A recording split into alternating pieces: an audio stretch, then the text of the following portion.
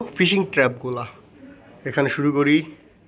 প্রথমেই আছে ইচারচারি, দেন উল্টা।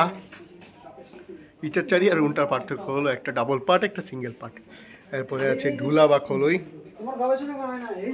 এরপরে মাথাল, মানে মাতলা, যেটা লোকাল ভাষায় বলি, ঢুলা বা খোলই। চেপা, বাহ, একদম কিছুটা চেপা মাছের সাইজ। এরপরে মাছ ধরার জন্য পোলো। এটা কি করা হয় জানেন?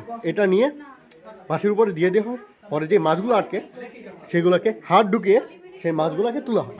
হ্যাঁ, এরপরে আছে ঢারকি। ঢারকি, ইচারচারি, উল্টা, এগুলো পার্থক্য হচ্ছে ঢারকিতে দেখেন একটু দুই সাইড মোটা আর ওটা চিকন আর পাট বেশি। এটা হচ্ছে বাগা। বাগা সাইজ দেখেন কতটা বড়, এটা হচ্ছে বাগা। অ্যান্ড দেন ঢুলা বা খোলই, এটা হচ্ছে মাছ রাখার জন্য, মাছ ধরার পরে যে মাছটা রাখা হবে, এটা হচ্ছে চাই। এরপরে হচ্ছে চান্দিবাইর, চন্দ্রাকৃতি, তাই এটাকে চান্দিবাইর বলে। দেন মাছ ধরার আরেকটা যন্ত্র উচা, আর এটা হচ্ছে পোলো মাছ ধরার জন্য।